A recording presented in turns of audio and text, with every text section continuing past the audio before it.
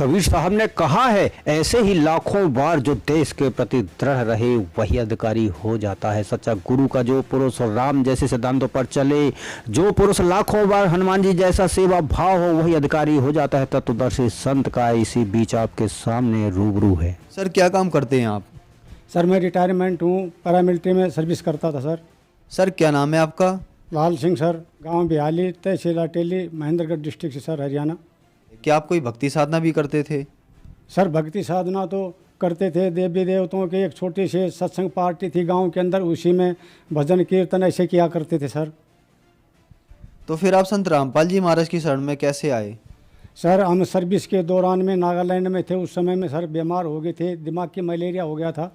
उस समय से हमारी स्थिति बहुत नाजुक हो गई। उसके बाद में टाइफाइड हो गया, उसके बाद में जॉन्डिस हो गया, उसके बाद में शरीर की हालत ख़राब होगी, बिल्कुल चल नहीं सकता था। और मैंने कोर्स भी छोड़ दिया, उसमें कोई प्रमोशन भी नहीं ले पाया। और साहब ऐसा हालत होगा था, बिल्कुल नाजुक स्थिति हो गई थी। उसके बाद में हर तीसरे महीने मेरे को बीमारी घेर लेती थी, तो मेरे को पान पड़ने नहीं दी। ऐसा हुआ था, शरीर में हाथ पैरों में सूजन आ गया था। और ट्रीटमेंट करवाने के लिए जहाँ बोले ट्रीटमेंट किया, बेस गुवाहाटी, असम, इधर सर उत्तर प्रदेश रामपुर, इधर सब अपने गांव में जितने डॉक्टर थे, नारनौल इधर छुट्टी आता था, इधर में भी, इधर में कोकराझार आसाम, और सर ट्रीटमेंट करवा तो कहीं कुछ भी फ़र्क नहीं पड़ता था सर। तो हालत बहुत ख़राब हो गई थी। मेरी सर्विस सर 23 साल कुछ महीना हो चुकी थी। मैं सर रिटायरमेंट के लिए वो पेंशन के लिए दे दिया, तो मैं परिस्थिति के कारण मैं घर पर आ गया। घर पर आने के बाद में और हालत ख़राब होगी। हालत ख़राब होगी तो पूछने लगे तांत्रिकों के पास में, लोग घर वाले लेके जाने लगे। तो हालत ऐसी हो गई थी, 3 लाख रुपया तो कर्जा ही हो गया था सर। तो हालत बहुत नाजुक हो गई थी। तो कोई तो रिश्तेदार मिलने के लिए आने लग गए थे, 2-4 दिन का है, कोई जाने 10 दिन का है, कब चला जाए कोई ठिकाना नहीं है। सर आपके बताए अनुसार आपकी परिस्थितियाँ बहुत ज़्यादा ख़राब थी, तो फिर इन सब परेशानियों के बीच आप संत रामपाल जी महाराज की शरण में कैसे आए? संत रामपाल जी महाराज के एक शिष्य मिले, मदन दास, तो उन्होंने मेरे को भक्ति सौदागर का संदेश एक बुक दिया, उसको पढ़ा। फिर उन्होंने बोला कि आप वहाँ चलो।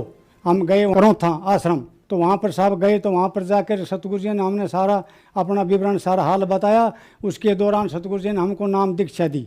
नाम दीक्षा देने के बाद में स्थिति धीरे धीरे सुधरती आ गई। बहुत जल्दी स्थिति शरीर की सुधर गई सतगुरु रामपाल जी महाराज की कृपा से।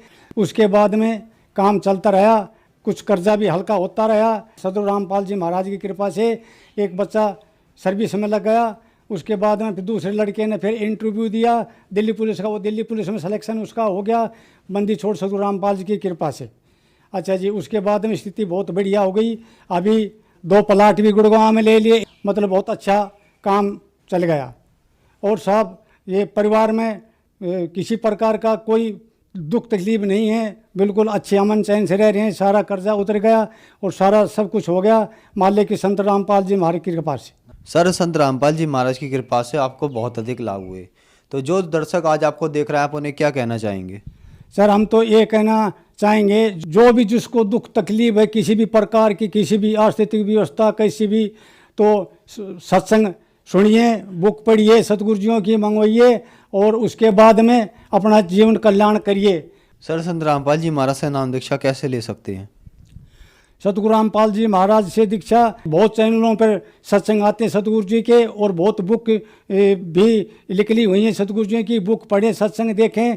सत्संग में नीचे पट्टी चलती है, उसमें नंबर लिखे हुए होते हैं, उस पर कांटेक्ट करके नंबरों से नज़दीक नामदान केंद्र पे जाकर के नामदान ले सकते हैं और अपना कल्याण करवा सकते हैं। धन्यवाद सर। सच।